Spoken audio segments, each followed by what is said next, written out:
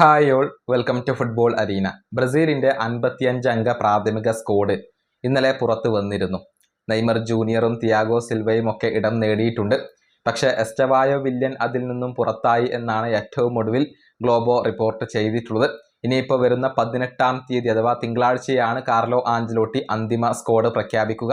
26 താരങ്ങൾക്കാണ് അതിൽ ഇടം നേടാൻ സാധിക്കുക. ഇതുമായി ബന്ധപ്പെട്ട ഒരു ലേഖനം എസ്റ്റഡാവോ ഇപ്പോൾ പ്രസിദ്ധീകരിച്ചിട്ടുണ്ട്. ബ്രസീലിലെ വളരെ പ്രശസ്തമായ ഒരു മാധ്യമമാണ് എസ്റ്റഡാവോ. അവർ പറയുന്നത് ഈ 26 അംഗ സ്ക്വാഡിൽ നെയ്മർ ജൂനിയർ ഉണ്ടാവാൻ സാധ്യതയില്ല എന്നുള്ളതാണ്. അതായത് 25 താരങ്ങളെ കാർലോ ആഞ്ചലോട്ടി ഇപ്പോൾ ഉറപ്പിച്ചു കഴിഞ്ഞിട്ടുണ്ട്. ഇനി ഒരൊറ്റ സ്പോട്ട് മാത്രമാണ് അവശേഷിക്കുന്നത്. അതിനുവേണ്ടി 3 താരങ്ങൾ ഫൈറ്റ് ചെയ്യുന്നുണ്ട്.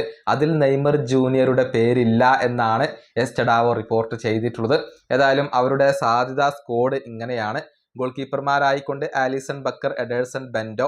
പ്രതിരോധ നിരയിൽ Danilo, Wesley, Alexsandro, Douglas Santos, Marquinhos, Gabriel Magalhaes, Bremer, Leo Pereira, Roger Ibanez. അങ്ങനെയാണ് ഡിഫൻഡർമാർ വരുന്നത്. ഇനി മധ്യനിരയിൽ Casemiro, Bruno Guimaraes, Fabinho, Danilo, Lucas Paqueta എന്നിവർ ഇടം നേടും. ഇനി മുന്നേറ്റ നിരയിൽ Vinicius Junior, Raphinha, Gabriel Martinelli, Luiz Henrique, Joao Pedro, Matheus Cunha, Endrick, Igor Thiago. ഇങ്ങനെയാണ് 25 താരങ്ങൾ വരുന്നത്. ഇതിൽ നെയ്മർ ജൂനിയർ ഇല്ല. ബാക്കി ഒരൊറ്റ സ്പോട്ട് മാത്രമാണ് അവശേഷിക്കുന്നത്. അതിനുവേണ്ടി ഫൈറ്റ് ചെയ്യുന്നത് 3 താരങ്ങളാണ്. Andre Santos, Rayan, Pedro. ഈ 3 താരങ്ങളിൽ ഏതെങ്കിലും ഒരു താരമായിരിക്കും ഈ 26-ാമത്തെ താരമായിക്കൊണ്ട് ഇടം നേടുക എന്നാണ് എസ്റ്റഡാവോ റിപ്പോർട്ട് ചെയ്യുന്നത്. നെയ്മർ ജൂനിയർക്ക് സ്ഥാനമില്ല എന്നാണ് ഇവർ ഇപ്പോൾ പറയുന്നത്.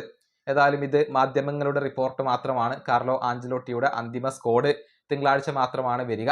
പക്ഷെ മാധ്യമങ്ങൾ പറയുന്നത് കാർലോ ആഞ്ചലോട്ടി നിലവിൽ നെയ്മർ ജൂനിയറെ പരിഗണിക്കുന്നില്ല എന്നുള്ളതാണ്. പക്ഷെ ഇനിയും നെയ്മർക്ക് 18-ാം തീയതിക്ക് മുന്നേ 2 മത്സരങ്ങൾ അവശേഷിക്കുന്നുണ്ട്.